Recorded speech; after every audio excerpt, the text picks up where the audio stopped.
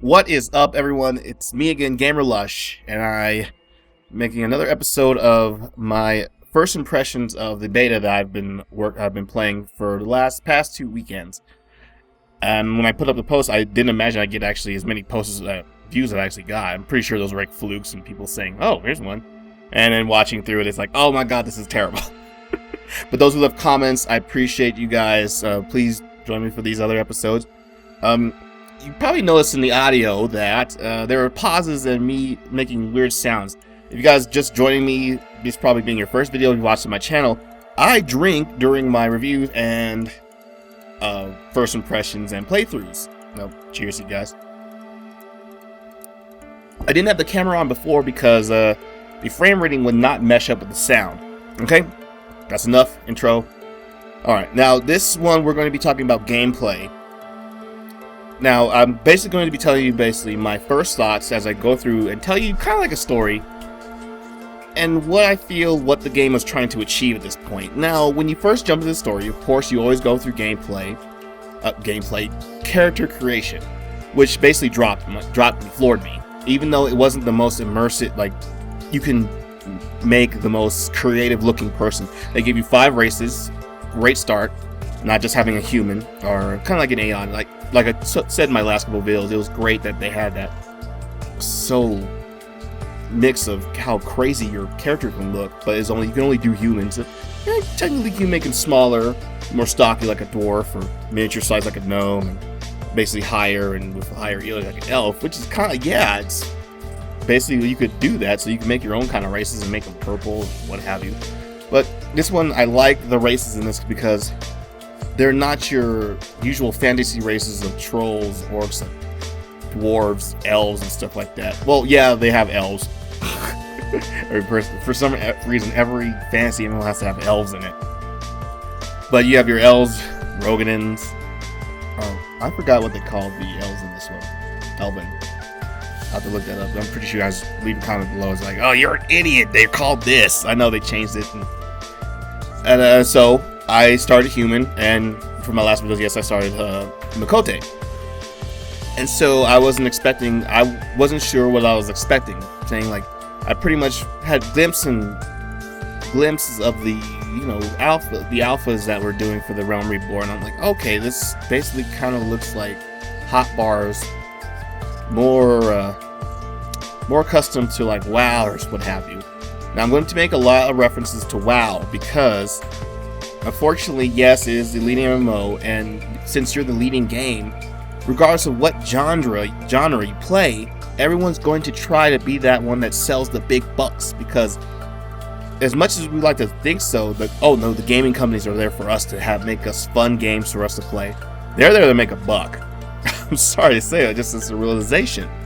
And so, WoW, they took it and it's like, wow, our MMO flopped. We went too different. We weren't intuitive enough. Even in, I forgot which interview it was, it's like, we are taking the best of all MMOs, especially WoW, because that is the big 600-pound gorilla in the room, and incorporating this so we can be more user-friendly for a lot more range of people. Now, as I said before, you're not going to beat WoW at this point. It's like, if you're going to make a WoW clone, you're not going to beat it at this point. A lot of MMOs, M&Ms, I love M&Ms. MMOs are going the way of action-based, where you don't stand in a place and you just spam hotbar button, and you can move around, dodge, and what have you. But this one's kind of just sticking to the old-fashioned stick to your guns, hotbar, stand in one place, cast, and in a certain way. But they're adding, certain kind of different mechanics to the game that make it somewhat interesting, even though you got 8 jobs and stuff. Probably the best one I've seen so far doing that to where you can make your jobs feel different from each other was Rift. I really liked Rift. I played it for quite a while, and I love how it's gone free to play, and I actually went back to playing it. I took a long hiatus on MMOs because they were all wearing me out about it. I played Star Wars, Rift, Aeon. I basically played almost every MMO that even came to shit. I even tried the new Ragnarok Online too. Excuse me, guys. Cheers. Okay, and going back to this, I took a hiatus. I basically, sick of this. I was holding out for Final Fantasy 14. Like, oh man, bring me back to those days of Final Fantasy 11. But looking back on it, I was just kind of looking at the game through rose-colored glasses.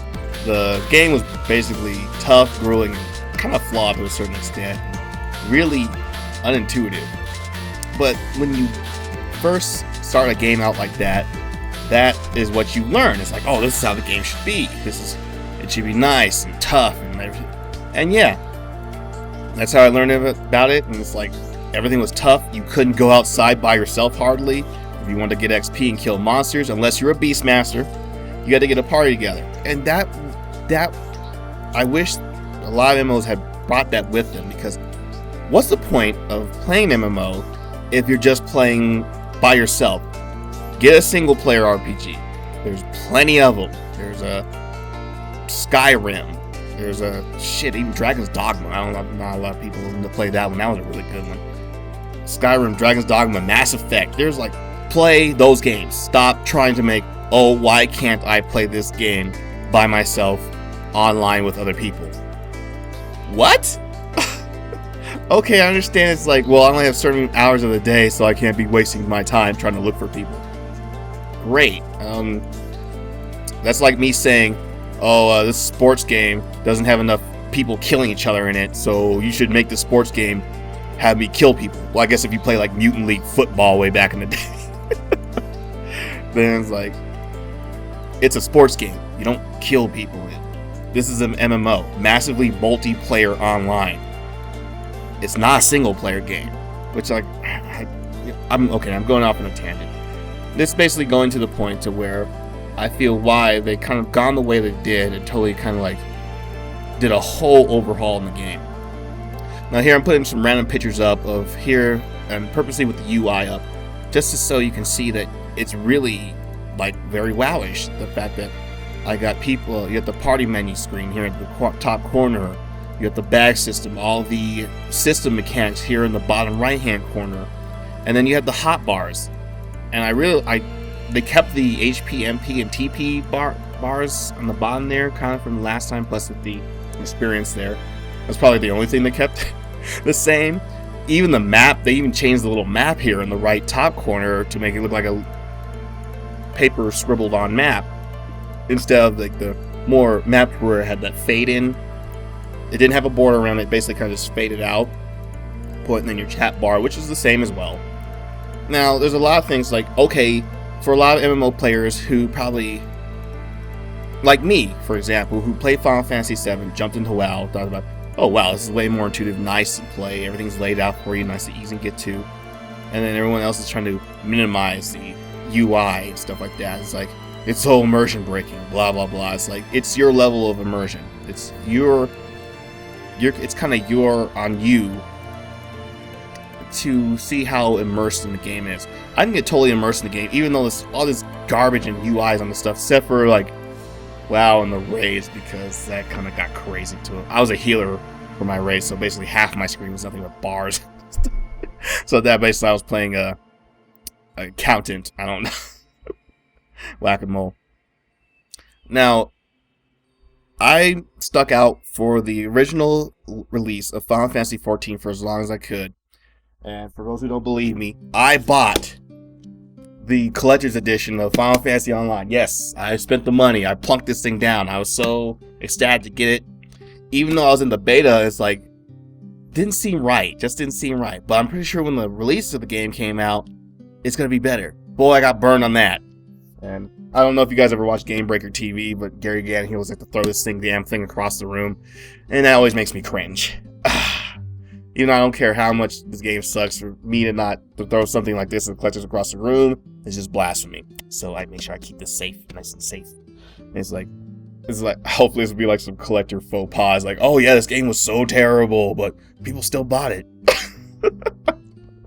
For people who played it before, it's talking about, oh, you're an idiot, the game was not terrible. It wasn't, because if it was truly terrible, I would just stop the first week of playing it, which I almost did, but I stuck through it out. So let's go ahead and talk about this now. a lot of stuff is not so well in it. So let's go ahead and start with the hotbar. The hotbar, you can of course plunk your skills on there every time, and every time you level up, it will automatically just paste it in an empty slot.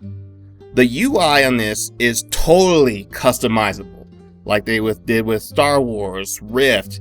If you got a certain mod for WoW, you can basically just totally customize it right out the bat. When you pick up the game, the UI, you can change it to however you want it. This is a really good thing. A lot of MMOs have started to pick up. We understand. We don't want you to download all these extra third-party mods to make the game the way you want to play it. I kept it to the default because it seemed pretty good to me. I liked how it was, because basically my stuff was here on the bottom. That's what I was looking at. And then when you target an enemy, you basically the enemy's life bar was near the top. So of course, when you look down to check out your skills and then look up at the enemy, or it should be right in front of you, it was right there near the top. I'll be getting a picture of that up here. And then of course the chat bar. The chat bar wasn't as tuned because usually for me, when I want to respond to someone, I just hit R. This one, I believe it was Control Alt R. I believe it was. I had to look it up. I wasn't even, to tell you the truth, I wasn't even really caring at that point because I was too taken with the awe of the game. All right, so the one thing though, I wanted to get rid of some stuff off of my bar, but I couldn't. As soon as I dragged it off, it'd snap it right back into place. I would have to right click on the skill and then say remove. Now, some people might not mind that, but me being trained with a lot of RPGs, yes, RPGs kind of train you to, like the big 600-pound gorilla in the room is like, oh, like I played WoW before, so I should be able to play this. I'm like, oh, okay, this doesn't play like WoW, okay, blah blah blah blah. You guys gotta keep an open mind about this. So we have to right click it and then go to remove. All right, now that's one thing, and I guess it'd be okay because I forget to sometimes lock my action bar, and I only click the top bar because I have all my keys for the first bar hotbarred with a hotkey to all the keys enclosed with my finger. I never use strafe or Q or J unless it's part of the hotbar, so it's fine. But when I'm actually like trying to hit like items and stuff, yes, I'm a clicker. Yeah, sorry, you hardcore MMOers. But then you had your chat window. It was broken up to general, battles, and events. Awesome. And they basically just gave those right at the back, and you can customize even more windows to chat with.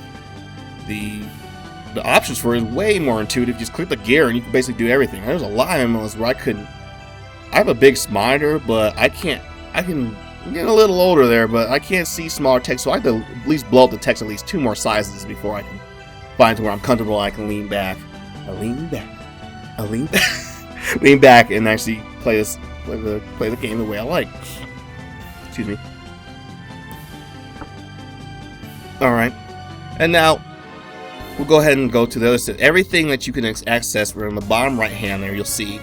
And you'll notice those small little dots there. Those are basically, there's no button, or you can actually put a button on your hotbar, which is kind of stupid. There's no button there for your bag inventory space. Those dots, or those little bingo board dots, are your bags. Get this, you don't need to buy bags. They give you 4 bags, or 5x5, right off the bat. Like, that's insane. So I don't have to worry about bag space. And it's like, that's great. They might change this maybe later on, but for the beta, that is just fantastic. I never had to worry about bag space. I picked up everything, which is another thing that comes up. Auto looting. If you kill the monster, you don't have to click on it. It just automatically puts it in your bag. And I'm not really sure what happens if you can't put it in your bag, because I didn't run out of bag space. And I'll explain another reason why, because I never gone over my second bag. It was the first full bag that was basically full of potions and crafting materials. And then it kept on to the second row about my second bag, which is great. Now you're like, wait, potions are crafted, what about armor? Because of the switchable armor system. Aha! Square Enix saw that. It was like, well, these guys are going to be changing their armor a lot. So why don't we just give them separate bags for each piece of equipment? That's right.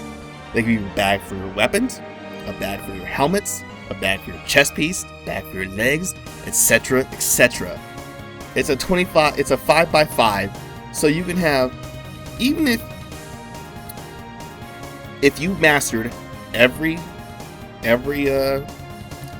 class, which is 8, you'll have 8 sets of equipment for each class that you have, and then there is the 6 job classes. That's 14 sets of armor. You still couldn't fill those up for some reason unless you decide to go, okay, this is my PvP set for my thaumaturge. This is my PvE set for my thaumaturge. This is my raid set for my thaumaturge. And that is just fan-freaking-tastic. I was like, those are those quality of life things that they put in the game that just floored me, which is fan-effing-tastic. I love it. Kudos. I don't have to worry about, I guess this kind of is not good for tailors who, like, we can sell bags for good amounts of time, but it's just something I don't really care about. It's like, I'm usually play a tailor because I'm playing caster classes. But this is a fantastic thing that I love, and this is one of the biggest things that just drove me in these what is this, quality of life things that just pull me into those things. Like, well, here's some bags. Like, there's full bags. You don't have to worry about bags. Oh, those might get filled up real quick. Here's some bags for your armor because you're gonna be switching it out a lot. Thank you. I'm sorry, I couldn't get enough about that. Now, moving up, we're probably going to counterclockwise, and if I see that's going too long, I'll make a part 2. We're going counterclockwise, so that means now it's going to give you the quest tracker, like with a lot of MMOs are basically just adopting right now. It'll give you the list. There's nothing too much to talk about this. Give you a list. You can only track up to 5, which I could see is kind of annoying for a lot of people who just have to grab all the quests in one hub area and just go out. I never really found this a problem because it didn't seem that they didn't give you more than 5 quests in a certain hub area for you to get filled up and totally forget that you had that quest. But then you still have that point to where you get the 5 quests, you run and do the quest, you come back, you turn them all in, but they have more quests to give you in that same area. Ugh. So that means I gotta run back, forth back when you just gave me all those quests. The quests in this game, pretty run-of-the-mill. Kill 5 rabbits, get 5 rabbit butts. Kill 5 crocodiles, and get 6 crocodile tears. Thank God in this one, every rabbit and crocodile you kill will give you that item, which is fine by me, I guess. Sorry about that. Okay. And then when they have these fate systems now, which are basically live event things like rifts in Rift. Which the whole game was named after. And Guild Wars 2, where you basically just run into an area, you're in the quest, you participate in part of the quest, and there's events that happen, like something will try to raid the bar, or you'll get up to a bar fight. They're pretty run-of-the-mill. They're like nothing too innovative, but they're a good way to help level you up.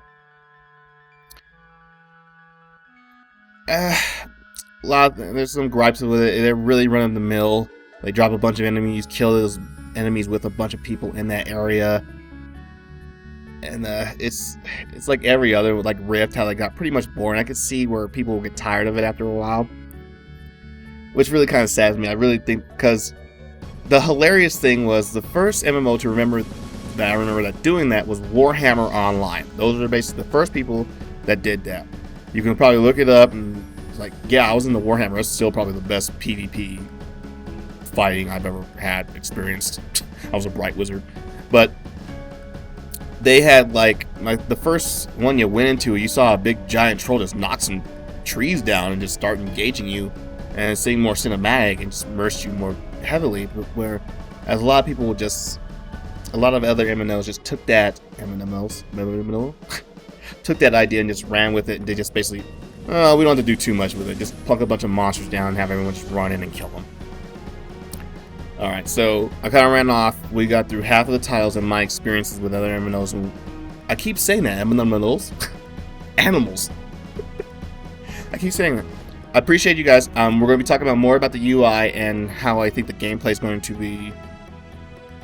They're going to try to hopefully improve the gameplay that I've experienced, and I've got kind of refired that spark that wanted me to go into MMOs again. And I really appreciate you guys joining me. They'll hopefully you will, and for part 2 of gameplay and UI. And as always, cheers and game on. To where they can mix and match and just become very creative about which class. Like, I want to be a monk tank. Cool, just pick some gladiator skills, which I'll be talking about here in a second, and pick some marauder skills. I was like, I want to be a marauder tank. Cool, you can do that too.